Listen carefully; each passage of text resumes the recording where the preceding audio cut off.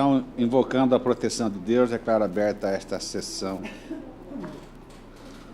ordinária da Igreja Segunda Turma de Câmaras Civis Reunidas de Direito Privado do Tribunal de Justiça do Estado de Mato Grosso, neste dia 4 de abril de 2013. Cumprimento os eminentes pares, os procuradores, doutora procuradora, os advogados e partes presentes, nossos servidores, e que tenhamos todos uma boa sessão de julgamento. Senhor presidente, assim como lá na primeira Câmara, nós queremos manifestar a nossa alegria e satisfação de tê-lo integrando a turma de reunidas da segunda turma. Muito obrigado. Parabéns e cumprimentá-lo também pela gestão que se findou. Excelente gestão. Muito obrigado. Muito obrigado. Vamos lá, então, a ata da sessão anterior, perguntas eminentes pares, podemos considerar aprovada. E que, a partir da próxima ata, ela será encaminhada com antecedência de 5 dias para cada gabinete, já com minuta, dá tempo para conferir. Porque tem Câmara aqui no tribunal que tem que ler a ata inteira, né? É bom, interessante. Vamos ver se tem na pauta. Dá para fazer esse desembargador plenário. Este aqui não dá, a equipe de sustentação oral não dá, porque o desembargador plenário é revisor. Mas esse dá, porque não... Bem, há um pedido de preferência, mas nós vamos ter que aguardar um pouquinho, que o desembargador Guiomar está a caminho, e ele é revisor, e sem ele nós não podemos começar o julgamento. Então, vamos ao que é possível. Aqui o embargo infringente 97.841/2012, em que é embargante AGE Transporte e embargado Flávio Kerber. O relator é o desembargador Dirceu dos Santos, revisor desembargador Juraci Persiani, e eu não sei se precisa, não preciso convocar o doutor, né? Estão presentes os desembargadores. Tá. Então, tem a palavra o desembargador Dirceu. Igreja Turma. Trata-se de embargos infringentes opostos pela AGE Transporte Limitada, por meio do qual requer a prevalência do voto vencido proferido nos autos da ação de indenização 278/2007. O descontentamento da embargante está atrelado ao fato de ter sido, por maioria, julgado procedente o recurso de apelação civil 76414/2011, reformando a sentença, condenando a apelante a dar quantia equivalente a 60 salários mínimos com correção monetária desde o arbitramento e juros de mora de 1% ao mês desde a citação. Por fim, verteu o ônus da sucumbência, fixando os honorários advocatícios em 20% sobre o valor da causa. Em suas razões, aponta que, em suma, resta prejudicada a alegação de nexo de causalidade entre o suposto acidente e a morte da esposa do embargado, já que esta teria sido motivada pela doença que a acometia, o câncer. O embargado deixou de apresentar as contrarrazões consoante certidão de folhas 192, TJ. Os presentes embargos infringentes foram recebidos após juízo de admissibilidade positivo às folhas 193, TJ, por dado em que fora determinado o seu processamento com regular distribuição ao novo relator. O relatório adota revisão. Não há preferência, nada, não há sustentação, né? Voto mérito. Igreja Turma. Em suma, a embargante requer a prevalência do voto vencido a fim de reverter o acordo. O voto vencido, o voto é do desembargador Zé Ferreira, relator, o desembargador Juraci Persiani foi o revisor, e foi o voto vencedor acompanhado pelo doutor Marcelo, na época. O desembargador Zé Ferreira restou vencido. Em suma, a embargante requer a prevalência do voto vencido a fim de reverter o acordo que julgou procedente a apelação civil proposta pelo embargado frente à sentença prolatada dos autos da ação de indenização 278/2007. Analisando o caderno processual, verifique que o cerne da questão está consubstanciado na existência ou não de responsabilidade da embargante em indenizar o embargado pelos danos morais oriundos da morte de sua esposa. O embargado, em sua petição inicial, apontou que a sua falecida esposa estava em um ponto de ônibus nesta capital, a fim de que se utilizasse dos serviços de transporte ofertados pela embargante. No entanto, quando a vítima já se encontrava dentro do ônibus, este arrancou bruscamente, fazendo com que esta caísse ao chão, fraturando seu braço esquerdo ao batê-lo no corrimão do ônibus. aduziu que, ainda que, após o fato, o motorista parou o veículo, mandou que a vítima descesse do mesmo e que esperasse que o socorro viria lhe atender, o que nunca aconteceu. Felizmente, passava pelo local uma ambulância da Casa de Apoio Irmã Adélis, que acabou por socorrê-la. Importante esclarecer que a vítima, em 14 de nove de 2005, portanto 3 meses antes do acidente, havia sido submetida a uma cirurgia para retirada de tumor de mama direita e passava bem, tendo uma excelente recuperação, mas ainda submetida a sessões de quimioterapia regulares. A fratura ocasionada no braço esquerdo não pôde ser engessada, pois que a paciente havia feito a cirurgia na mama, o que impossibilitou a imobilização local, bem como, segundo informações médicas, com a deliberação que o sistema imunológico sofre em razão dos efeitos devastadores da quimioterapia, a regeneração óssea se daria de forma lenta ou sequer ocorreria, e foi o que aconteceu. Diante desse estado, a vítima ingressou num processo depressivo e na cama ficou até seu óbito, que ocorreu em 5 meses depois. Foram as 3-4 grifei. O juiz Jacó proferiu sentença de folha 79, oportunidade em que julgou improcedente os pedidos iniciais elencados pelo embargado sob o seguinte fundamento. Daí porque fica por demais difícil vislumbrar no presente caso o nexo de causalidade entre a suposta conduta da requerida através de seu preposto e a fatalidade da morte da vítima, capaz de gerar algum dano reflexo ao autor. Pelos documentos acostados aos autos e à míngua de outras provas técnicas, tem-se que a requerida, ainda que tivesse agido com culpa do acidente que se fraturou o braço da vítima, não foi diretamente responsável pela sua morte. Pode, isso sim, ter até colaborado, porém não de forma decisiva, diante do quadro clínico que ela apresentava: causa-mortes, falência múltipla de órgãos, metástase abdominal, neoplasia maligna de mama, quimioterapia e fratura do braço esquerdo. Se essa não é a causa de pedir do autor, mas sim o acidente propriamente dito, ou seja, aquele que ocasionou a fratura do braço da vítima, tenho então que ele é parte ilegítima para pleitear danos morais em razão de sofrimento que atingiu a sua esposa, a vítima, pois a ninguém é dado o direito de pleitear direito alheio em nome próprio, artigo 6º do CPC. A parte possível da referente sentença assim restou.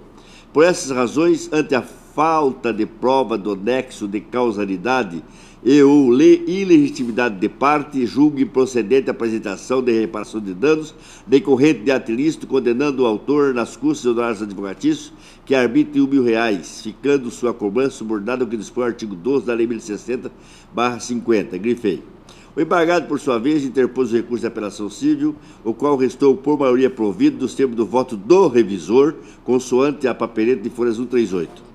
Ao proferir seu voto no julgamento do recurso de apelação civil, o excelentíssimo senhor revisor sustentou que, aspas, no boletim de ocorrência confeccionado no dia do acidente, 7/12/2005, consta a omissão de socorro à vítima, o que gera a responsabilidade civil da empresa transportadora de passageiro e inclusive a responsabilidade criminal do motorista do ônibus. Ademais, o atestado de óbito não impugnado traz como causa-mortes falência múltipla de órgãos, metástase abdominal, neoplasia maligna de mama, quimioterapia e fratura do braço esquerdo. O médico que atestou o óbito constatou a existência de fratura do braço esquerdo, fato ignorado no parecer técnico apresentado com a contestação pela hora apelada. Além disso, a condição de saúde da vítima não exclui o dever de indenizar, ao contrário, a fratura contribuiu para o agravamento das precárias condições de saúde que sofre uma pessoa como a vítima. A empresa transportadora responde objetivamente pelos danos causados a seus passageiros, contudo, ainda que assim não fosse, doutrina e jurisprudência entendem, coerentes com a teoria da causalidade adequada, que as concausas pré-existentes não eliminam a relação causal, considerando-se como tais aquelas que já existiam quando da conduta do agente, que são antecedentes ao próprio desencadear do nexo causal. Assim, por exemplo, as condições pessoais de saúde da vítima, bem como as suas predisposições patológicas, embora agravantes do resultado, em nada diminuem a responsabilidade do agente. Será irrelevante para tal fim que de uma lesão leve resulte a morte por ser a vítima hemofílica, que de um atropelamento resulte em complicações por ser a vítima diabética. Em todos esses casos, o agente responde pelo resultado mais grave, independentemente de ter ou não conhecimento da concausa antecedente que agravou o dano. em programa de responsabilidade civil, Sérgio Cavalieri Filho, Malheiros, editor e tal. No caso, o autor fundamenta seu pedido na responsabilidade objetiva da apelada, em razão da má prestação de serviço de transporte que ocasionou a fratura do braço da falecida esposa e por não ter prestado qualquer tipo de atendimento ou socorro. Em seus fundamentos, o eminente revisor, ponderando com a sensatez de costume, defendeu a tese de que foi demonstrado o nexo causal entre o dano sofrido pela esposa do autora, ora embargado, e a ação da embargante, consistente na má prestação de serviço de transporte coletivo que ocasionou a fratura do braço esquerdo da esposa do autor, além da omissão de socorro. Ainda que, aspas, a responsabilidade da apelada é objetiva, independe da prova de culpa. Conclusivamente, proveu o recurso de apelação civil, reformando a sentença para condenar a embargante ao pagamento da quantia equivalente a 60 salários mínimos a título de indenização pelos danos morais pleiteados, acrescida com a monetária de exorbitamento e juros de morte de 1% ao mês, desde a citação por se tratar de relação contratual. O voto foi acompanhado pelo eminente desembargador Vogal, aqui é o juiz Vogal, tornando o voto do sentido do senhor desembargador relator vencido, o qual serve de paradigma para a oposição dos presentes infringentes. Inicialmente, crucial analisar a extensão do objeto dos presentes embargos infringentes, pois só assim poderá ser verificado no plano horizontal da cognição a amplitude das questões que devem ser debatidas neste momento processual. Pois bem, o embargado apresentou a ação de indenização alegando que o fato de sua esposa ter vindo a óbito lhe ocasionou abalos de ordem psíquica, os quais merecem ser compensados de maneira pecuniária pelo embargante, já que fora ela quem deu causa à fratura do braço esquerdo da falecida. Tal lesão deriva de um acidente no interior de um ônibus de propriedade do embargante. Teria gerado na vítima um estado de depressão, ocasionando o agravamento do seu estado de saúde, uma vez que se encontrava em tratamento contra o câncer, neoplasia maligna de mama, vindo posteriormente a falecer. Quanto à extensão da questão citada, coaduno com o entendimento do científico senhor relator, no sentido de que, aspas, no caso em apreço, para concluir se a empresa de ônibus apelada deve ser responsabilizada efetivamente pelo pagamento de indenização por danos morais, a controvérsia se limitará à verificação da ocorrência do nexo de causalidade entre a conduta e o dano. É sabido que o dano moral, como gênero, decorre de uma agressão a um direito de personalidade, tais como integridade física, moral e intelectual, os quais são espécies do gênero ressuscitado. A fim de compensar o dano suportado, nasce o direito de ser indenizado sem prejuízo, a meu entender, do caráter punitivo que a indenização representa, a qual busca evitar a repetição de outros infortúnios futuros.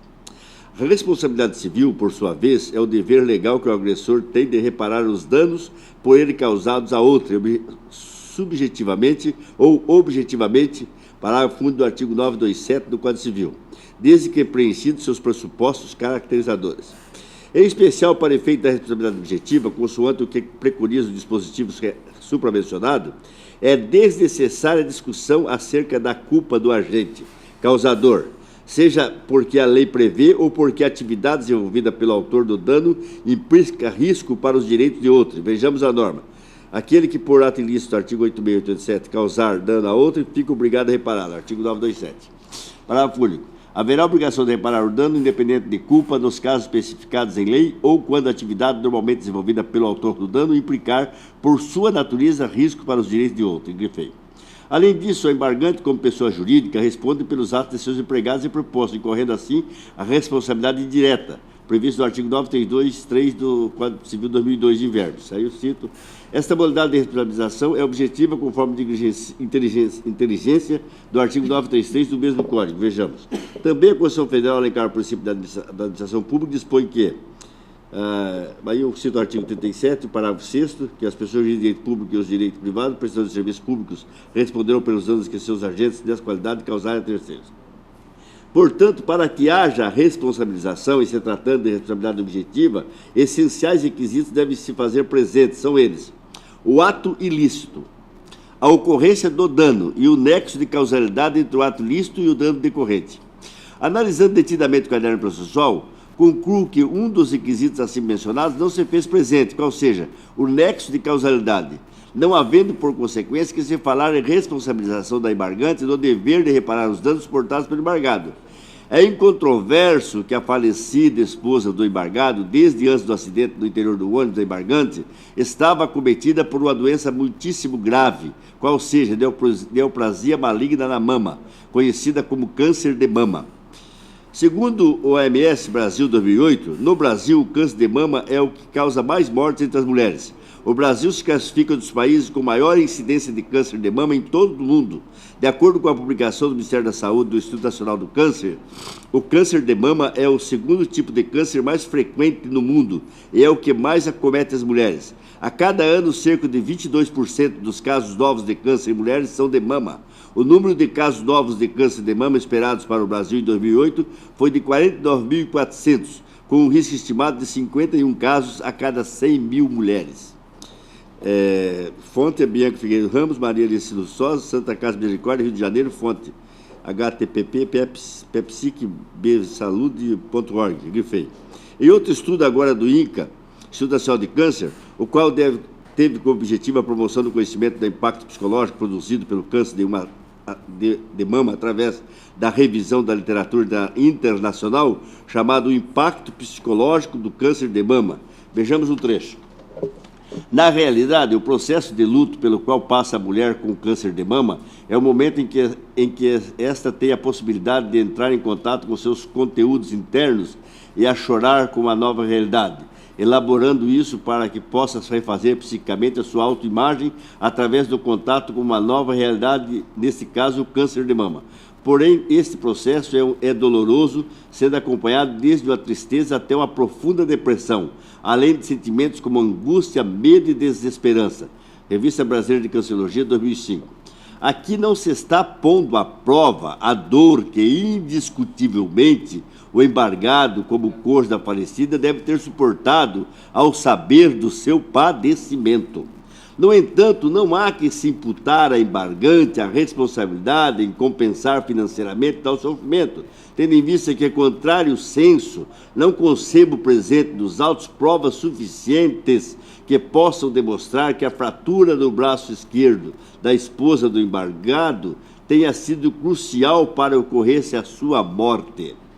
É assim porque, apesar de constar no atestado de óbito, folhas 21, a fratura do braço esquerdo como uma das causas da morte, a perícia de folha 51 e 54 nos revela que, conclusão A, não há nexo de causalidade para a contusão do braço esquerdo e, atribuindo uma suposta fratura, não diagnostica por nenhum médico especialista o exame complementar específico. B. Na avaliação da suposta fratura, não tem nenhuma ação a neoplasia maligna de mama com metástase generalizada e quimioterapia aplicada, pois esta já se encontrava em um estágio muito avançado para ser agravado. C. Há nexo causalidade para o diagnóstico de neoplasia maligna de mama de origem evolutiva e crônica. 1. Tardio diagnóstico com apenas 1 ano e 8 meses de evolução. 2. Metástases abdominais generalizadas. 3. Quimioterapia. 4. Debilitação do sistema imunológico consequente. 5. Processo depressivo consequente. D. Dor crônica, persistente ou intermitente de longa duração, não respondendo mais a nenhuma medida terapêutica conhecida e aplicada. Portanto, sem condições de cura ou de prolongamento da sobrevivência. F. No caso em estudo, apresentava 2 características fundamentais. A. Da incurabilidade e do fracasso terapêutico dos recursos médicos. De estar tanta fundamentação acima exposta, concluo que assiste razão embargante, pois em consonância com o voto vencido do eminente desembargador relator, não vislumbra o nexo de causalidade entre o ato ilícito alegado, o qual resultou na fratura do braço esquerdo da esposa do embargado, e os danos morais por ele suportados, decorrentes da morte de sua esposa, a qual estava acometida por doença grave e estado incurável, conforme laudo de folhas 54. Com essas considerações, conheço do embargo os infringentes e a ele dou provimento para reformar o acordo embargado, prevalecendo dos seus termos o voto vencido. Paradigma. É como o voto. E a juíza, no caso, julgou que ele era parte legítima, justamente porque a parte legítima seria a mulher se ela tivesse entrado com a ação em vida antes de morrer, logicamente em vida antes de morrer, por causa do acidente. Mas ele, propriamente, não conseguiu provar o nexo causado entre o evento morto e o dano, e também não conseguiu se desvencilhar de provar que ele teve qualquer tipo de frustração em relação a isso. A frustração foi com a morte, que é natural. É como voto, senhor presidente. Como vota o desembargador Juraci Persiani? O cidadão requereu a indenização pelo agravamento do estado de saúde da esposa dele, que já tinha comprometido um braço por causa da extração da mama, e ela, com 54 anos de idade, foi subir num ônibus, o ônibus arrancou, quebrou-lhe o braço, o outro braço, abandonou a mulher na calçada, foi embora. A empresa sequer alega que sequer teve conhecimento do acidente. É o agravamento da situação dela. Na perícia, se não me engano, chega a negar a fratura, que consta da certidão de óbito, que não foi constituído. O registro do óbito não foi desconstituído. Agora, já imaginou uma senhora idosa, porque uma pessoa de 54 anos não é idoso, mas com uma doença acima de 60. Acima de 60 é idoso. Eu já sou idoso, porque eu tenho mais de 60. Né? Mas ela, com 54 anos de idade, recém-extraído uma das mamas, com o braço imobilizado em razão disso, o outro braço quebra, foi para a cama. Isso não causa dano moral? Isso não causa um sofrimento moral à família? E eu vou pedir vênia, até porque a pauta está pequena, e eu vou explicar aqui, aliás, eu vou ler a parte do meu voto. O apelante ajuizou a ação de indenização por dano moral contra a apelada AG Transportes em razão de acidente sofrido pela sua falecida esposa, Zeli Simon Kerber, no interior do ônibus coletivo de propriedade da apelada, e, em decorrência, fraturou o braço esquerdo e não recebeu qualquer tipo de socorro. O meritíssimo juiz julgou improcedente o pedido por entender que o autor apelante nada provou de causalidade entre o acidente e a morte. Mas é lógico, ninguém disse que o ônibus matou a mulher. Ninguém disse isso. Entendeu? Isso é uma capciosidade da defesa, lógico, mas que prevalece. Peço vênia para dividir o voto do relator, né? Da análise da petição inicial, colhe-se que a pretensão do autor é a reparação de dano moral pelo agravamento do estado de saúde de sua falecida esposa, que sofreu fratura em seu braço esquerdo em queda decorrente de freada brusca do motorista de ônibus da apelada. Na ocasião, a esposa do apelante, com 54 anos de idade, digo novamente, não era idosa, né? Em recuperação de cirurgia de retirada de tumor da mama direita, em pleno processo de quimioterapia, simplesmente foi deixada no próprio local. Os prepostos da apelada não lhe prestaram socorro. O boletim de ocorrência confeccionado no dia do acidente, 7/12/2005, consta a omissão de socorro à vítima, o que gera a responsabilidade civil da empresa transportadora de passageiro, e, inclusive, a responsabilidade criminal do motorista. No final do voto, eu determino a remessa do processo ao Ministério Público para que verifique essa questão da omissão de socorro. Transcrevo o boletim de ocorrência. Aspas. A vítima, acima de uma entrada no CPS, informou que encontrava-se no interior de um ônibus coletivo quando, depois de uma freada brusca, veio a cair. A vítima sofreu uma fratura no braço esquerdo. Foi medicado e liberado. O motorista do ônibus não prestou socorro. A empresa, segundo a vítima, é a AG. Fecha aspas. o boletim de ocorrência goza de presunção relativa de veracidade. Sob seu crivo, a apelada não o desconstituiu, não demonstrou que o acidente não teria existido ou ocorrido de forma diversa do declarado pela esposa do apelante à autoridade, daí a credibilidade das declarações. Ademais, o atestado de saúde não impugnado traz como causa mortes falência múltipla de órgãos, metástases abdominais, neoplasia maligna de mama, quimioterapia e fratura de braço esquerdo, tá? Que causa a morte. Inclusive, eles não alegam que o braço matou a mulher, mas está aqui, o registro do óbito não foi desconstituído. O médico que atestou o óbito constatou a existência da fratura do braço esquerdo, fato ignorado no parecer técnico. É tão fajuto o parecer encomendado pela ré, AGE, que sequer a fratura constatou, apresentado com a contestação da hora apelada. Além disso, a condição de saúde da vítima não exclui o dever de indenizar. Ao contrário, a fratura contribuiu para o agravamento das precárias condições de saúde que sofre uma pessoa como a vítima.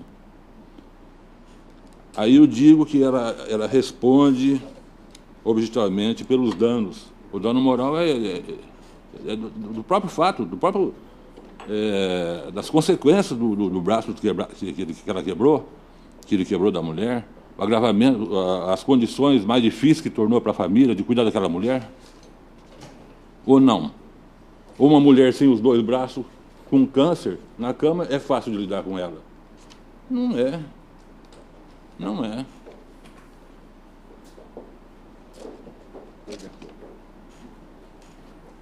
A apelada na contestação deixa clara a má qualidade, despreparo e descaso na prestação do seu serviço de transporte, quando afirma que sequer tomou conhecimento do acidente. Sequer tomou conhecimento do acidente.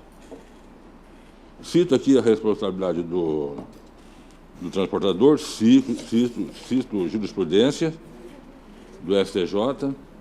Continua, extrai-se do portanto, que o autor, ao expor que sua esposa era portadora de câncer, recém-operada para a extração de tumor da mama, em pleno processo de quimioterapia, o fez apenas para demonstrar a situação de fragilidade da vítima.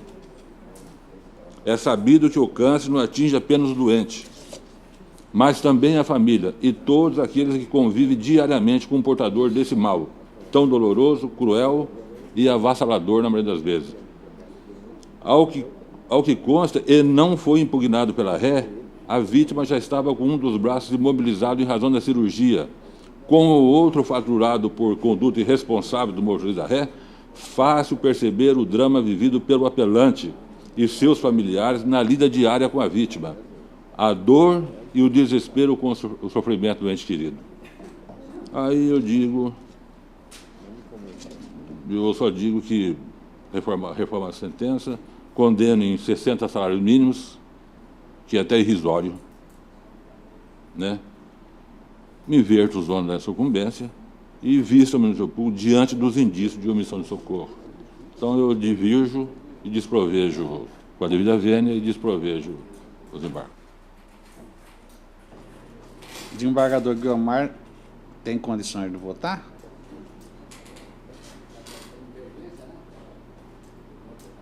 Sim. Não? Desembargador.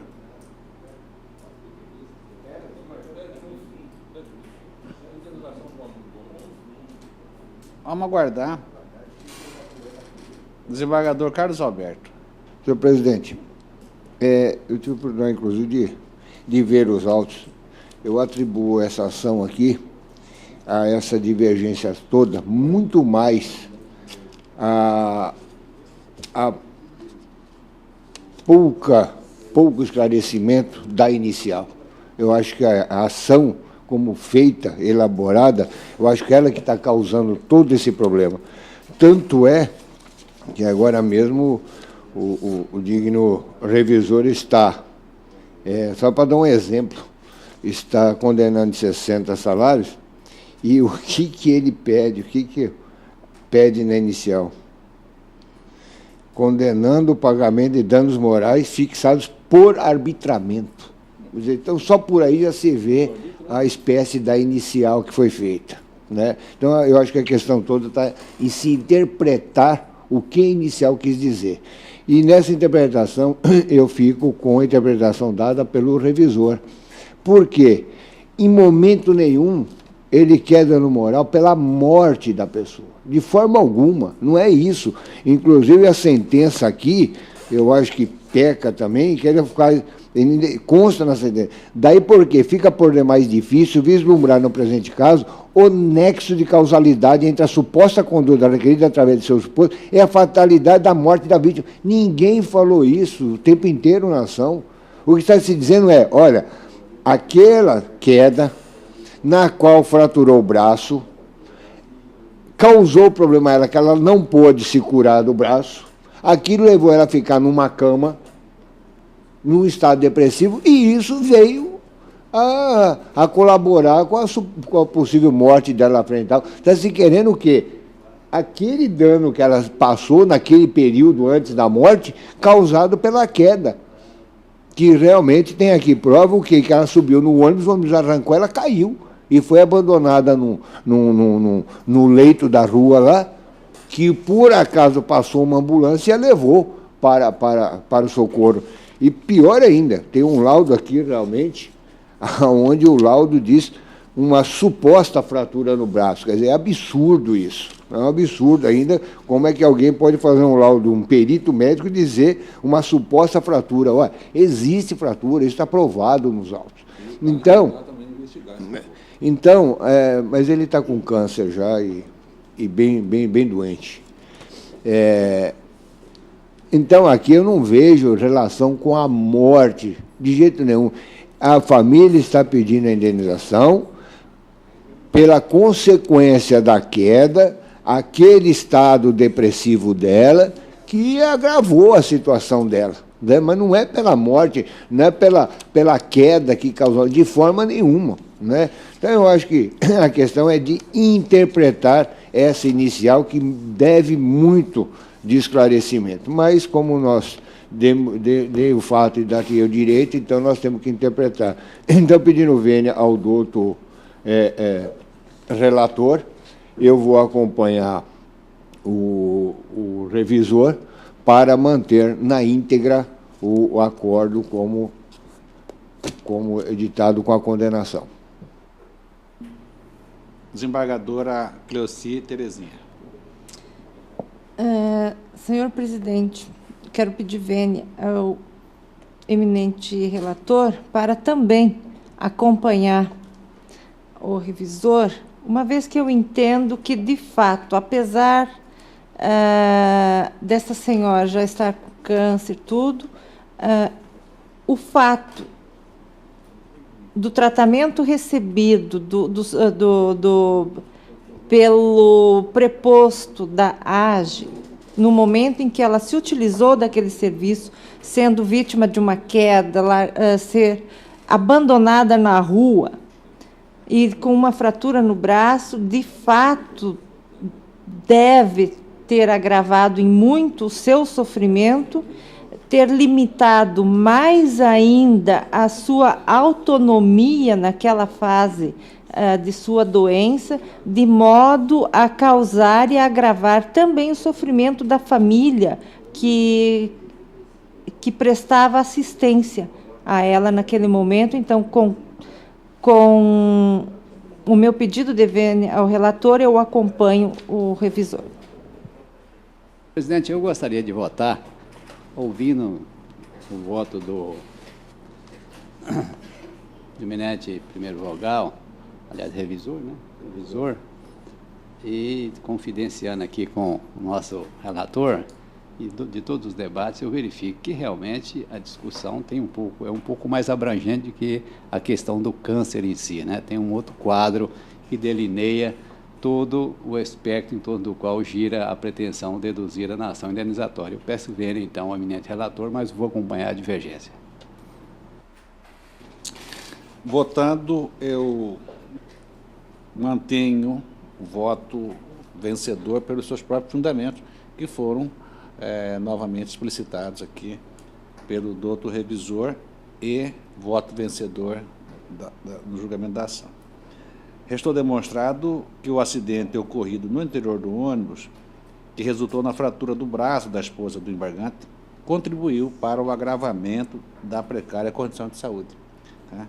A empresa, na hipótese transportadora, responde objetivamente pelos danos causados aos seus passageiros. Então, com a vênia do relator, eu acompanho a divergência e colocamos o resultado que, por maioria, os embargos foram desprovidos nos termos do voto do revisor.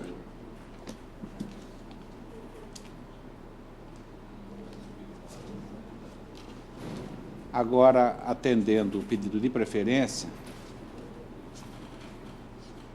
nós vamos julgar o 1 da pauta, desembargador Juraci Peciano é o relator, de uma ação rescisória número 115.586/2011, proposta por Meire Gorete Alves da Silva, contra Aparecida Celide Araújo.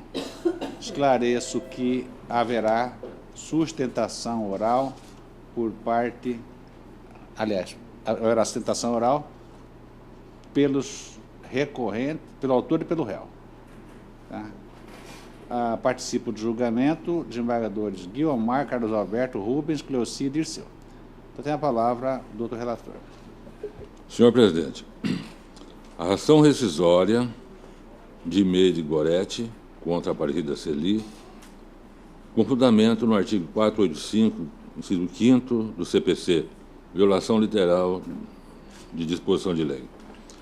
A autora pretende desconstituir o acordo desse Tribunal da Apelação 57.259/2008, de desprovimento de rescisão contratual acumulado com reintegração de posse e retorno das partes ao estado anterior. O juiz reintegrou, então, a autora na posse do imóvel, objeto do contrato, e determinou a evolução da rede de todas as quantias, que negócio todo, né? A autora alega que o acordo recorrido perpetrou uma série de violações flagrantes e diretas à legislação federal, que ensejou a interposição do recurso especial, que superou a fase de admissibilidade e, interposta a medida cautelar, o STJ reconheceu a existência de precedentes que corroboram a tese recursal, de que a interpelação a que se refere o artigo 1º do Decreto-Lei 745/69 é indispensável para a constituição do devedor em mora, tanto que deferiu, liminar e atribuiu efeitos possíveis ao recurso, que posteriormente foi tido como deserto, por erro no preparo. Há duas autoras. A ação é cabível por evidente ofensa aos artigos 128, 267, 4º e 460 do CPC e 397, 476 do Código Civil. Ao contrário do que consta da sentença e do acordo, a situação válida não constitui em mora o devedor e não supre a falta da interpelação premonitória do Decreto 745/69. O seu débito, prossegue, era de apenas R$ 2.000, R$ 2.188, pagos antes da citação. Do mesmo modo, as taxas condominiais. O acolhimento do pleito causou um enriquecimento sem causa à autora, ora ré, que conseguiu obter aluguéis de mais de 120 meses e a retomada do imóvel, que sofreu valorização. Esses são os argumentos da autora aqui. O pagamento dos aluguéis nos valores atuais implica no desembolso de quase metade do valor atual do apartamento. A falta de registro da promessa de compra e venda não dispensa a prévia interpelação, nos termos da jurisprudência que colaciona. Além do que, o julgamento foi extra petita e ofendeu o disposto dos artigos 128 e 460 do CPC, pois a autora não formulou pedido de indenização pelo uso do imóvel, mas simplesmente sua condenação em R$ 10.521,29 e não postulou devolução do ágio. A sentença foi além do pedido, que é vedado, nos termos da jurisprudência colacionada. A sentença é nula por tal motivo. A ré não lhe passou procuração para que pudesse transferir o financiamento para o seu nome e não poderia exigir o cumprimento de sua obrigação sem cumprir a própria. Os requisitos para deferimento da antecipação de tela estão presentes, e requereu os benefícios da assistência judiciária, que foi deferida. A antecipação da tutela também foi deferida para suspender a execução do acordo. Em petição avulsa, sem requerimento para atuação em separado, a ré requereu a revogação da decisão que deferiu o pedido de assistência judiciária. Na contestação, a ré sustenta que propôs contra a autora a reclamação no juízo especial com pedido de transferência de débitos relativos ao condomínio, ao mútuo perante a Caixa Econômica e de reembolsos que pagaram em razão da inadimplência.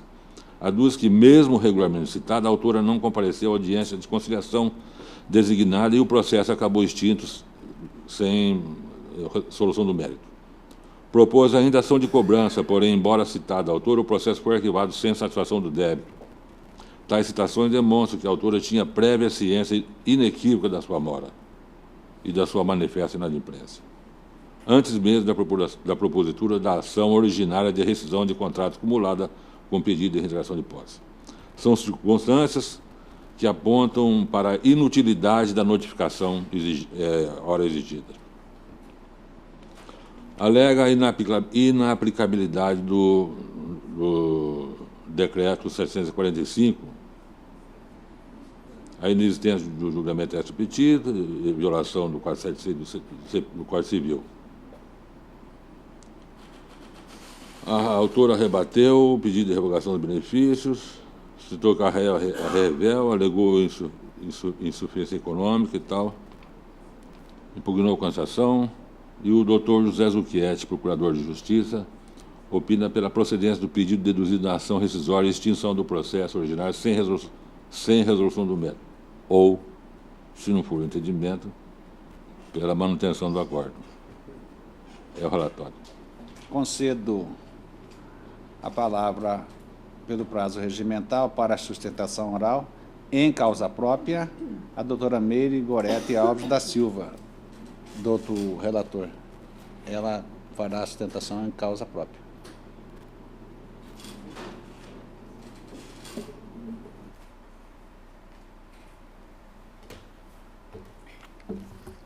Cumprimento os desembargadores. Esta ação é uma ação já há 10 anos, desde 2005. O imóvel eu adquiri já há mais de 15 anos. Quando eles entraram com a ação, quando o processo do processo do condomínio que eu fui citada, foi o condomínio a minha pessoa. Então, eu não vejo que houve, que não há a notificação prévia. O outro processo que ela entrou, que foi a senhora Aparecida que entrou em meu nome, eu já não morava mais no local. A citação se deu no apartamento e foi julgada a revelia. Se o senhor vê o próprio processo, lá já diz que eu não morava mais. Então, não há o que se falar também que eu fui citada neste processo. O processo foi julgado a revelia, a notificação foi para o apartamento, onde eu já não morava mais lá, como ela bem mesmo diz. Outra coisa que eu acho que tem que ver é que o débito era de 2.000 e a sentença foi alta em termos de me pedir para eu pagar o aluguel. Quando eu comprei o apartamento, eu paguei o ágio, que naquela época não tinha o shopping Pantanal ali próximo. Então, eu paguei um ágio barato, e o apartamento não valia tanto. Além disso, o apartamento, depois que eu adquiri, eu vi que ele não tinha aquele FCVS. Então, o que aconteceu? Já faz 15 anos, eu já terminei de pagar as parcelas, todas as parcelas, e hoje eu movi uma ação contra a Caixa para me dar o direito de pagar o saldo remanescente que estava em 280 mil.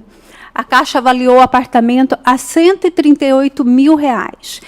E como eu passei aí, que foi algo recente, eu passei os memoriais para vocês, o juiz da Justiça Federal aceitou o meu pedido, achando que o meu processo aqui deveria ser julgado procedente, e me deu o direito de negociar com a Caixa. Então, hoje, eu fiz um acordo com a Caixa, o saldo que era de 238 mil reduziu a 70 para eu pagar. Eu já estou pagando, já tenho uma sentença que, se eu perder aqui, eu vou ter que enfrentar outros processos também, porque eu já tenho uma sentença decidida com a Caixa, já me deu o direito de quitar. A questão do condomínio e do início do processo, foi o condomínio que entrou contra mim, eu quitei o condomínio. Então, a única coisa que ficou pendente foi o IPTU que ela pagou, que foi 1.000 e pouco.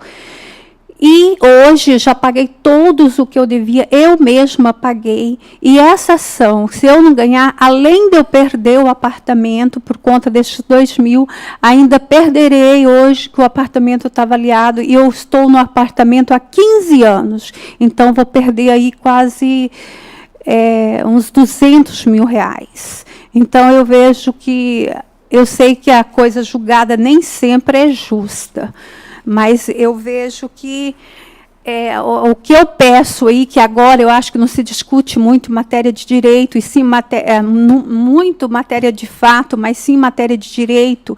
E eu acho que a notificação, eu tenho certeza, a notificação não foi dada em nenhum momento. Então, o que eu prezo, e o STJ já tem várias jurisprudências nesse sentido, de que a notificação ela tem que ser pessoal e prévia, dando poder 15 dias, e a ação, e é uma condição da ação, o que não foi. Então, eu peço aos desembargadores aqui presentes que vejam essa situação, que eu vejo que é matéria de direito e que não foi feita a notificação. E que a parte, a outra parte, eu vejo que não tem muito a perder, eu nunca não paguei ela, muito pelo contrário, se vocês verem aí meu memorial também, eu já estou com outra ação contra ela, quando venceu o financiamento, porque uma vez que venceu o financiamento, se eu não pagasse dentro de 90 dias, o imóvel ia a leilão por conta da dívida de 280 mil. Então, eu tive que ingressar na justiça. Eu ingressei na justiça contra ela, para que ela passasse poderes para eu renegociar com a Caixa, sob pena de nós duas perder o imóvel para a Caixa e ela ainda ficar com uma dívida de 280 mil. Então, o processo está aí, eu juntei cópia aí do andamento do processo, que eu não consegui liminar lá para que ela fosse obrigada a passar a procuração, mas na Justiça Federal eu consegui. Eu já estou com a sentença, já, de acordo com a Caixa. Então, eu acho que hoje o que se discute é esses 2.000. Então, eu acho que fica a cargo de vocês pesarem aí, eu acato que a justiça é justa, então que eu não devo perder meu apartamento e ficar devendo aí, já que minhas condições financeiras, por esse período, passei por várias dificuldades, sim, mas hoje estou conseguindo levantar, não advogo, como vocês veem, eu não tenho muita experiência para advogar. Esse processo já me custou muito, porque eu já tive que pagar advogados para recurso especial, para várias. Se vocês olharem, essa minha contestação foi, de uma certa forma, mal feita. Então, que eu vejo que, pelos fatos, eu acho que as pessoas, mesmo sem condições, mesmo sem habilidade nos processos, merecem, sim, acesso à justiça e ter as coisas julgadas de forma justa. Eu agradeço a presença. Para a sustentação oral, Dr. Ronaldo de Araújo Júnior, advogado da ré Aparecida Celi de Araújo. Senhor presidente, eminente relator, excelentíssimos desembargadores, doutor procurador, bom dia. Como bem relatado, é preciso compreender os fatos que já se arrastam há mais de uma década, para evitar a desconstituição do acórdão da 5ª Câmara Civil. A principal matéria deduzida pela autora diz respeito à ausência da interpelação prévia para constituí-la em mora, que, segundo ela, seria pressuposto necessário para ajuizamento da ação de resolução contratual movida pela ré. Nesse ponto, necessário se faz enfrentar as duas teses defensivas já deduzidas na contestação. A primeira, a defesa demonstrou claramente nos autos ser dispensável a interpelação prévia da autora pela circunstância de que, antes do ajuizamento da ação de resolução contratual, a autora já havia sofrido 2 ações no juizado especial por conta de suas inadimplências do IPTU, taxas condominiais e prestações de financiamento da Caixa Econômica, todas em nome da ré. Porém, mesmo sendo a autora regularmente citada naquelas 2 reclamações do juizado, tais demandas foram extintas sem satisfação dos débitos, o que revela a sua prévia ciência inequívoca quanto à sua mora. Diante daquelas situações, o que fez a ré? Promoveu a ação de resolução contratual, julgada procedente e confirmada pelo acórdão da 5ª Câmara Civil. Dessa forma, evidente que nenhuma utilidade tem, após 1 década, querer a autora a sua interpelação para que seja constituída em mora, para somente daí promover-se a ação de resolução contratual, quando na realidade ela já teve prévia ciência inequívoca de seus débitos. É grave a situação nos autos, porque a autora utiliza do seu direito de interpelação prévia como um escudo para lesionar a ré e permanecer até hoje com as suas inadimplências. Digo, permanecer inadimplente, tendo em vista que ela não demonstra qualquer interesse em saldar os seus débitos que vem se acumulando mês a mês. Cabe destacar que a autora induz a erro quando alega que a ação de resolução contratual fora ajuizada apenas em razão de débitos em torno de R$2.000, quando na realidade o processo revela que suas inadimplências voluntárias ultrapassam a ordem de R$20.000. É sabido, excelentíssimos desembargadores, que nenhuma regra deve ser aplicada desconsiderando o princípio da boa-fé, que estabelece um padrão ético de conduta para as partes em qualquer relação contratual pautada pela lealdade e pela confiança. Todavia, no caso dos autos, a autora vem exercendo abusivamente o seu direito de interpelação prévia, ato ilícito reprimido pelo artigo 187 do Código Civil, pois, ao exercê-lo, ela excede os limites impostos pela boa-fé e pelos seus fins sociais, o que torna dispensável a sua interpelação. Quanto à segunda tese defensiva, ficou também demonstrado ser inaplicável a interpelação na hipótese dos autos, pois da leitura do artigo 1º do Decreto-Lei 745/69, verifica-se que a sua aplicação se restringe apenas aos contratos de compra e venda de imóveis não loteados, hipótese diversa dos autos, haja vista que no processo se tratou da venda de apartamento no loteamento Terra Nova, conforme se vê da certidão da matrícula de folhas 308/309. Logo, sendo inaplicável o aludido decreto para imóvel loteado, inexiste qualquer violação à literal disposição de lei, que se refere somente a imóveis não loteados. Essa circunstância fora muito bem percebida no recente julgamento promovido pelo Egrégio Tribunal de Justiça do Rio Grande do Sul, no dia 7 de março de 2012, cuja ementa peço vênia para ler. Abro aspas. Apelação civil, posse, bens imóveis, rescisão de contrato. Não há falar em ausência de interpelação prévia, porquanto a legislação pátria é clara ao referir que tal requisito somente é aplicável aos imóveis não loteados, precedente desse Tribunal de Justiça. Demonstrado o inadimplemento contratual da promitente comprador, tem-se como impositiva a resolução do pacto, não havendo sequer falar em suposto adimplemento substancial. Fecho aspas. Por fim, oportuno ressaltar, excelência, que eventual desconstituição do acórdão para extinguir a ação originária sem exame do mérito não encerrará o litígio, porque, cumprido o formalismo demasiado de interpelação prévia, o mérito da ação retornará a ser julgado, retrocesso que deve ser evitado. Com essas razões, senhor presidente, a defesa postula pelo total desprovimento da ação rescisória, primeiro, por ser dispensável a interpelação no caso dos autos, e segundo, por ser também inaplicável à espécie. São essas as considerações da defesa. Ouço a douta Procuradoria.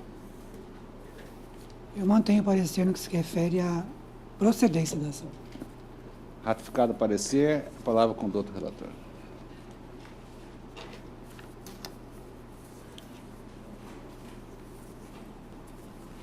Voto. A alegação da autora de que a revel não procede, pois o advogado que postulou nos autos alegou dispendência, requereu extinção do processo e juntou pela juntada à procuração. Ele não tinha poderes específicos para receber citação. Ele apenas fez uma manifestação superficial inicialmente, e essa dispendência era em relação a uma outra ação que tinha, inclusive passou pelo desembargador Guiomar, mas ela foi arquivada. Aquele processo foi arquivado. E me fundo aqui em jurisprudência do STJ a respeito dessa não ocorrência, né? Também o pedido de revogação do benefício da assistência judiciária não merece conhecimento, porque não fizeram nenhuma prova que ela não tem condições, ou teria condições de arcar com as despesas, né? O meritíssimo juiz julgou procedente os pedidos da ação originária, declarou rescindido o contrato de compromisso compra e venda de imóvel e retornou as partes ao estado anterior. Reintegrou a autora daquele processo na posse do imóvel, mandou devolver a real à autora, o que essa pagou pelo ágio de prestações de financiamento corrigido e tal. A autora recorreu ao tribunal, na apelação 57.529, o recurso desprovido. A autora interpôs recurso especial e requeriu medida cautelar para emprestar efeito suspensivo. No especial, defendeu a tese de que o artigo 1º do Decreto-Lei 745/69 exige prévia interpelação do compromissário comprador para constituir em mora, e, ao contrário do que decidira o tribunal, a citação não supre a ausência de prévia notificação. Eu cito aqui o artigo 1º do decreto citado. E eu cito aqui uma lição de Negrão. O vocábulo lei, incerto no inciso 5º do 485 do CPC, deve ser interpretado em sentido amplo, abrangendo os decretos federais, as leis estaduais e as municipais. Cito a fonte. Apreciar a medida cautelar da autora, ora, a autora, a ministra Nancy Andrighi, decidiu, aspas, com efeito, além dos precedentes mencionados pela requerente, existem diversos outros deste tribunal corroborando a tese recursal e assentando que a interpelação a que se refere o artigo 1º do Decreto-Lei 745/69 é indispensável para a condição de mora. Ela citou inúmeros precedentes dos ministros Carlos Alberto Menezes, Barros Monteiro, e conclui, fortes razões, defiro a liminar requerida a fim de que seja concedido efeito suspensivo ao recurso especial, até a apreciação pelo CJ. Está na folha 46. Posteriormente, o recurso especial não foi conhecido por questão formal, deserção ou preparo tardio. A autora insiste na tese da imprescindibilidade da notificação prévia para a tese tem amparo na jurisprudência. Processual civil, ação de rescisão de promessa de compra e venda acumulada com pedido de integração, cláusula redutiva expressa, ineficácia, necessidade de prévia interpelação para a constituição do devedor em mora, Decreto-Lei 745/69, aplicação imediata. E diz, a falta de registro do compromisso de compra e venda de imóvel não dispensa a prévia interpelação para constituir em mora o devedor, súmula 76 do STJ. A exigência da notificação prévia do decreto-lei para a constituição em mora do devedor tem aplicação imediata, por se tratar de norma de direito processual. A falta da interpelação para a constituição da mora acarreta a extinção do processo. Cito outra jurisprudência do ministro Salvo. Prossigo. A autora da ação originária, ora ré, não revelou a espécie ou a natureza do contrato firmado com a ré, ora autora, mas afirmou que transferiu para ela o imóvel, entre aspas, por meio de contrato de gaveta, entre aspas, formalizado em 2 vias, entre aspas, extraviou a via que lhe coube, sonegou. Prossigo. E desde a transferência passou a enfrentar inúmeros problemas. Alegou ainda que, como descumprimento do contrato era evidente, tinha legítimo interesse em rescindi-lo e retomar a posse do imóvel.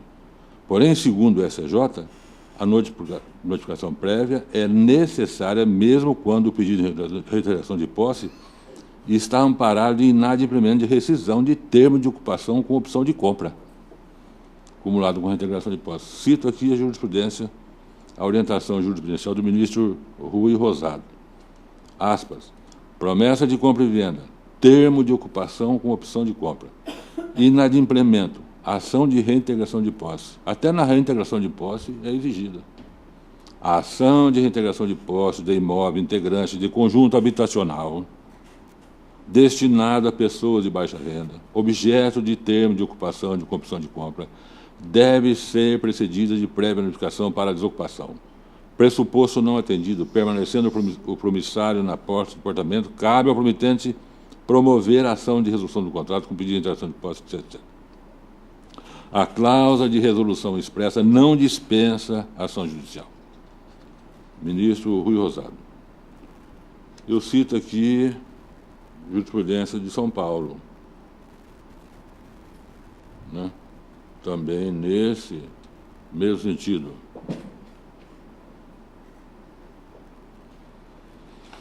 Prossigo.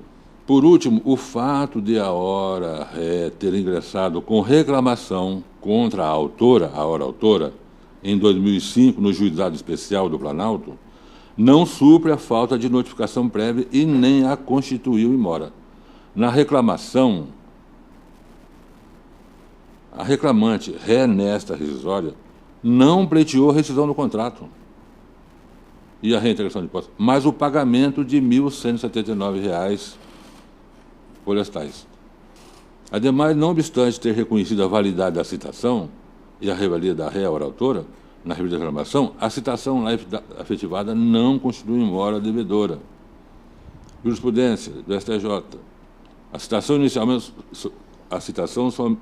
inicial somente se presta a constituir em mora nos casos em que a ação não se funda na mora do réu.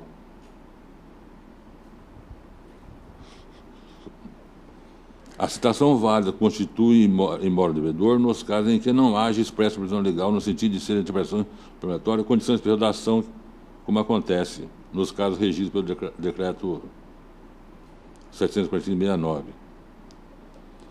Aí eu cito aqui que a prévia existência da reclamação não supre a falta de notificação, diante da exigência do 745. Julgo procedente o pedido de e-mail de Gorete Alves da Silva, rescindo a sentença e o acordo, decreto a extinção do processo por ausência de notificação prévia e constituição em mora, condição de procedibilidade para o pedido de rescisão acumulado com reintegração, portanto, ausente interesse processual. Inverto zona da sucumbência. Condeno a ré na despesa do processo em honorários de R$ 5.000, sem restituição por dispensar do depósito prévio à autora beneficiária da assistência judiciária. Eu já julguei questões aqui, a respeito, inclusive, de contrato de gaveta na nossa Câmara, desconsiderando essa exigência, mas diante do posicionamento do STJ, eu tenho, inclusive, extinto processo a respeito, por ausência de condição de procedibilidade. Então, eu tenho feito agora de acordo com meus precedentes. É como eu voto. Como vota o revisor desembargador Guilmar Teodoro Borges? Senhor presidente, eu vou acompanhar o eminente relator. Por mais que tenha havido uma reclamação no juizado, mas não fica muito claro se os débitos da pendente eram exatamente aqueles que deram ensejo, né, como explicou o eminente relator, de modo que eu vou, então, acompanhá-lo para julgar procedente a ação. Desembargador Carlos Alberto. Senhor presidente, eu já tenho mais ou menos a posição formada, inclusive do STJ mesmo, que aqui essa decisória está se discutindo só uma coisa: a ausência de notificação com base no Decreto-Lei 745/69. E o Decreto-Lei 745 tem um artigo só um, que ele fala: aplica-se aos contratos que se refere ao artigo 22, lá do Decreto-Lei 58 de 39, a notificação. Não é o caso de contrato de gaveta. Então, mas para não ter problema, eu vou pedir vista dos autos.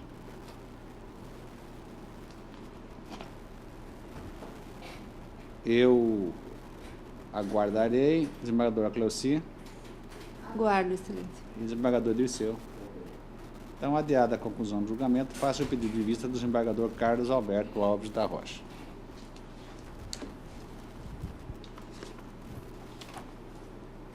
Ah, cadê o...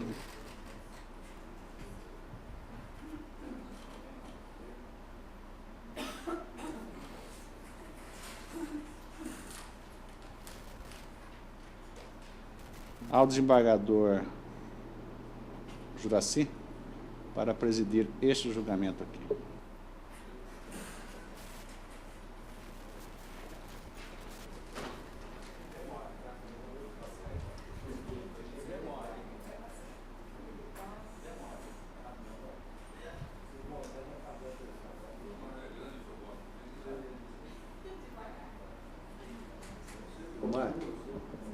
Desembargador Guiomar, quinto da pauta.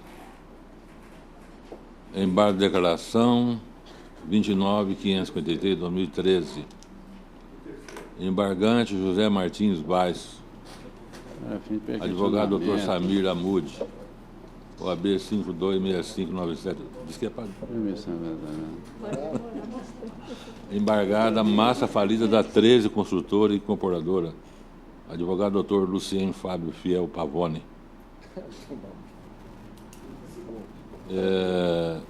O relator, o desembargador Guiomar Teodoro Borges. Presidente, Não. a discussão aqui é exatamente para efeito de pré-questionamento, né? A discussão aqui. Eu estou, em última análise, negando provimento ao recurso, porque não divisei no acordo recorrido os defeitos que apresenta, até porque está falando que é para pré-questionamento. Estou negando provimento aos embargos. É isso? Não é o 5? Desembargador Carlos Alberto Alves da Rocha. De acordo? Desembargador Dirceu dos Santos. Também. Desembargadora Cleuci Terezinha Chaves. Acompanhe, excelência. Dr. Paulo Sérgio Carreira de Souza. E eu também estou de acordo. Então, recurso desprovido por unanimidade.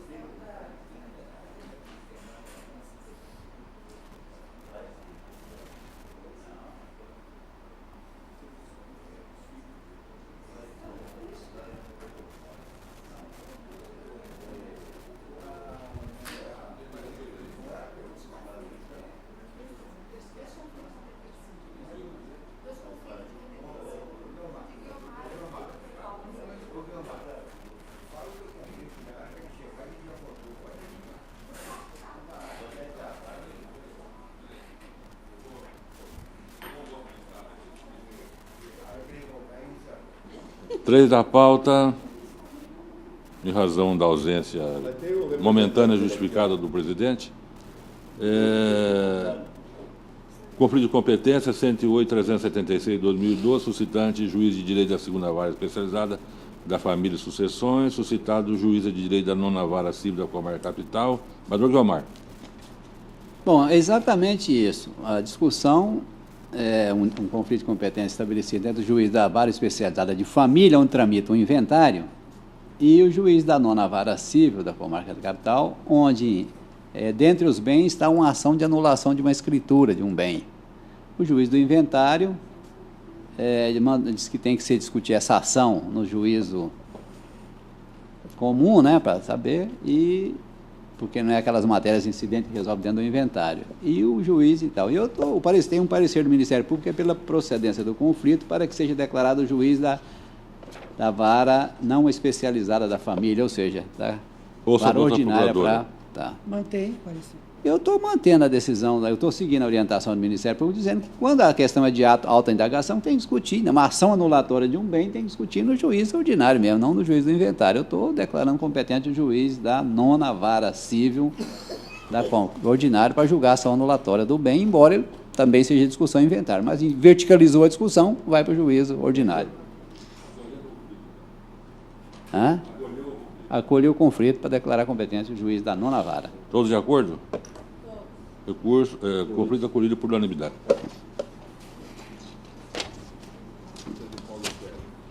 Dr. Paulo Sérgio Carreira de Souza, conflito de competência 124.916/2012, juízo da 6ª Vara Civil da Comarca da Capital e da 2ª Vara Especialidade de Direito Bancário. Senhor presidente, a questão do conflito é a respeito de uma ação civil pública que transcorreu na 2ª Vara de Direito Bancário e agora a execução, e a juíza da 6ª Vara está querendo que seja mantida a execução perante o juízo da 2ª Vara Especializada. A douta Procuradoria manifesta pela notificação do juízo e, ao final, pela procedência do conflito. Eu mantenho o parecer. Senhor presidente, como já é uma questão já julgada e várias vezes pelas câmaras reunidas, eu estou conhecendo do conflito suscitado e estou julgando improcedente, fixando a competência do juízo da 6ª Vara Civil, assim como tem sido feito aqui.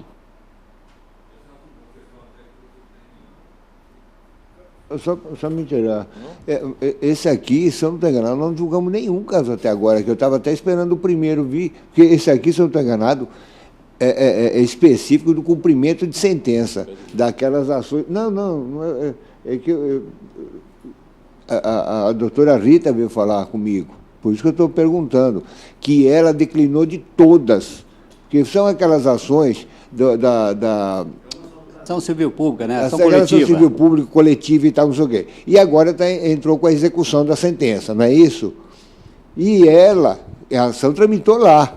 E ela diz que ela não é competente, certo? E determinou a remessa para as varas de feito civil, de feitos ordinário, comum, todos eles. Ela diz que ela não é competente. Por isso que eu estou dizendo que eu me lembro, não tem nenhum desse aqui julgado, eu não lembro.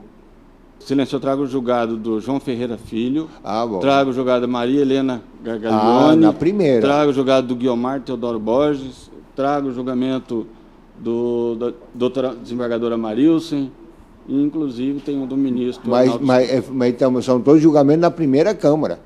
Na primeira Câmara, porque aqui nós não julgamos nenhum, inclusive esse do desembargador Guiomar deve ter sido lá na primeira Câmara, talvez, porque aqui eu não lembro, eu estava esperando, inclusive, chegar o primeiro, porque, segundo ela declinou de todos, então, bom, viu um mundaréu aqui, certo? Acho que tem das reunidas já aqui, olha aí. É das reunidas, sim. Não, mas não nossa, tudo da primeira Câmara. Não, mas tem uma minha aqui, ó. Mas essa sua acho que é da primeira, viu, Guiomar? É? Acho que ainda você estava lá convocado, alguma coisa assim. Porque mas, nossa, olha, aqui... se não me falha a memória... Posso ler do senhor? Vamos ver. Do desembargador Guiomar. conflito negativo de competência, cumprimento de sentença extraído de ação civil pública, expurgo inflacionário, execução individual, processamento do cumprimento de sentença no foro diverso do que proferiu sentença de conhecimento, possibilidade em homenagem ao interesse público na boa administração da justiça, conflito negativo improcedente. A competência para processamento do cumprimento de sentença extraído de ação civil pública, que tratou de expurgo inflacionário aplicados na cadeia de poupança, há de ser definida pelo critério de livre distribuição em homenagem ao interesse público na boa administração da justiça, sob pena de inviabilizar a prestação jurisdicional com congestionamento do órgão prolator da sentença. O fundamento, eu lembro, no caso desse, foi exatamente o fundamento do desembargador Guiomar, foi exatamente nesse, na boa elaboração de justiça, senão iria inviabilizar a execução lá. Foi esse só o motivo, né? Certo? Agora, bom, eu já interferi aqui. Não. O grande problema... Mas inclusive, eu tenho posição contrária. Não, eu queria fazer apenas uma colocação a mais, porque, na verdade, a gente precisa... o processo é meio pragmático, né? Veja, nós tínhamos um princípio absoluto em processo que a competência do juiz da ação era o juiz da execução. Isso era perpetuado, a jurisdição era eterna, né? Então, o que acontece hoje? Com a reforma do processo civil última, que operou uma delas aí, que são tantas que a gente fica perdido qual delas, numa delas hoje, já é possível, em qualquer situação, o beneficiário de uma sentença executá-la, por exemplo, onde está o réu, onde está hoje residindo o réu, onde tem patrimônio, quer dizer, aquele princípio absoluto exatamente já desapareceu com a reforma processual. Ora, nesses casos das ações coletivas, veja, uma ação coletiva gera um universo de beneficiários em determinadas situações que você vai praticamente inviabilizar o órgão jurisdicional que proferir a sentença. E outra coisa, há consumidores no Brasil inteiro.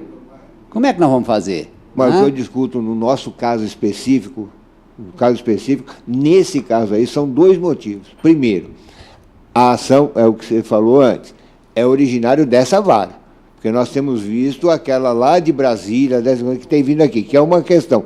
Só que no nosso caso, no nosso estado aqui específico, Cuiabá, nós temos vara especializada de direito bancário. Nós temos a vara de direito bancário, ela resolve os conflitos. Mas aí que está, mas eu acho que não tem lógica nós criarmos 5 varas de direito bancário, 5. Não, aí é outra história, então. Mas não tem bom, são 4 varas, mas já tem mais juízes respondendo lá, se eu não estou enganado, não tem? O voto Kirch foi para lá também agora e tal.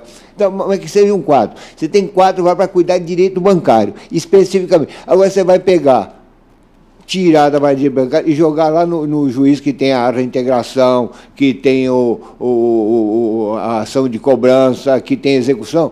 Eu acho que isso não dá certo, até por lógica.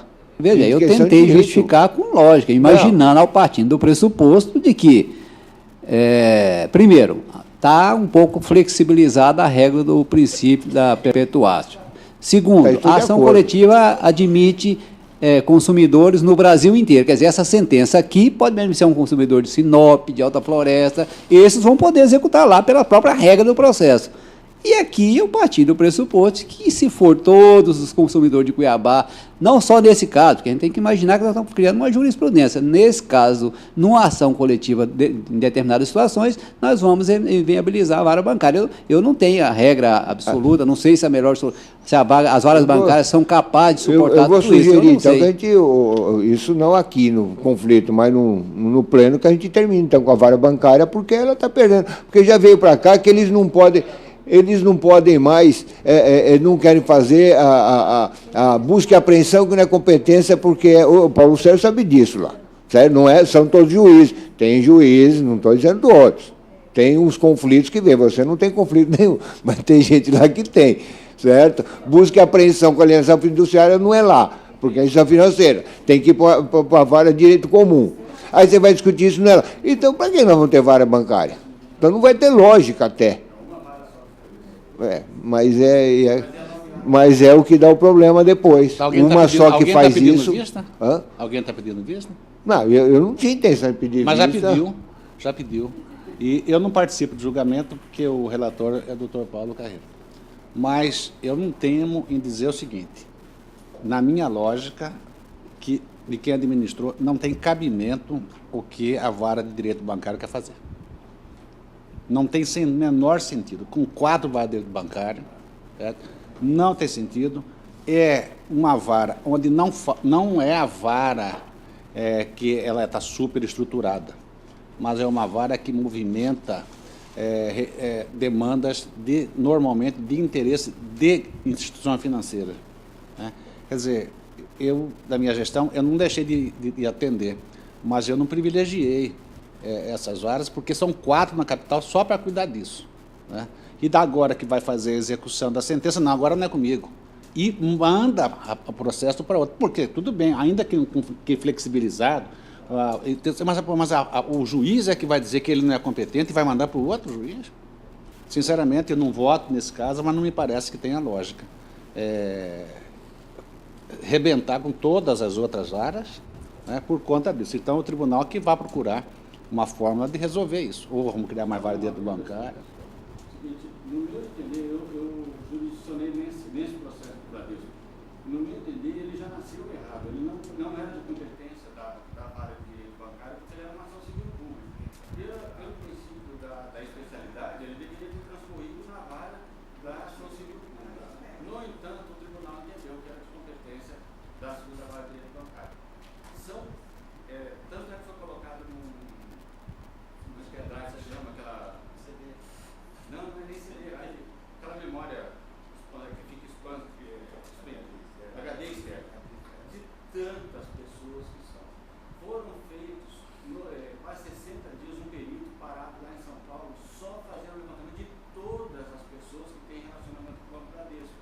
Quer dizer, se a segunda vara de direito bancário for obrigada a decidir todas essas execuções, ela não vai ter condições nenhuma de jurisdicionar pela quantidade do processo. O que aconteceria se fosse no setor de ação civil pública? O juiz julgaria e, na questão da execução, ele seria distribuído para as cidades e um pouco mais. O tratamento agora seria de uma forma diferenciada só porque foi na segunda vara de direito bancário? Não, é o que me parece, doutor Paulo, que o juiz da vara, ele não pode, ele dizer, eu não sou competente. Mas ele também não pode julgar se ele se sentir incompetente. Bom, mas ele bom, tudo bem. Mas eu acho que ele não pode. Então, veja, acho que o doutor Paulo Carreira... Se a parte arrumasse uma execução e dissesse, olha, aqui não. Mas o juiz... Eu não julgo mais daqui para frente. O doutor Paulo Carreira me trouxe, até me deixou mais confortável, porque, na verdade, essa ação civil tinha que ser processada na vara coletiva. E aí a discussão aberta.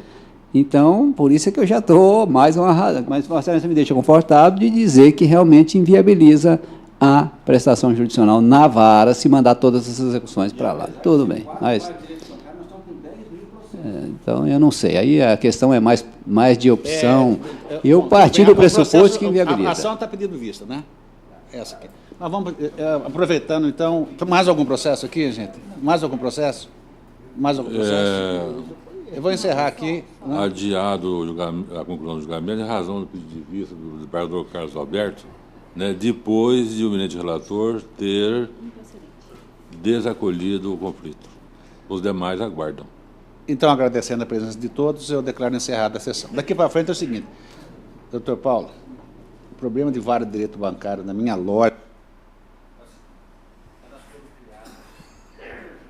equivocadamente, como salvação da lavoura.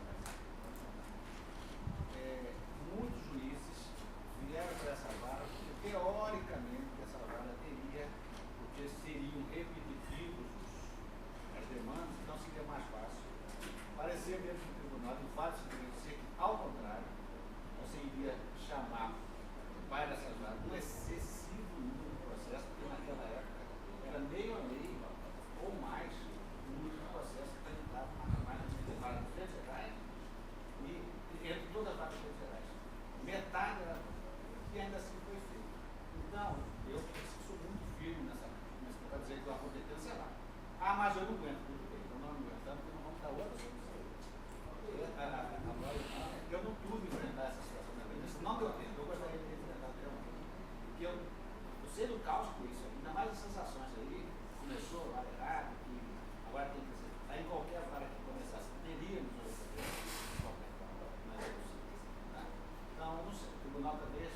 criando um conjunto de partes interessadas que é criar um outro sistema.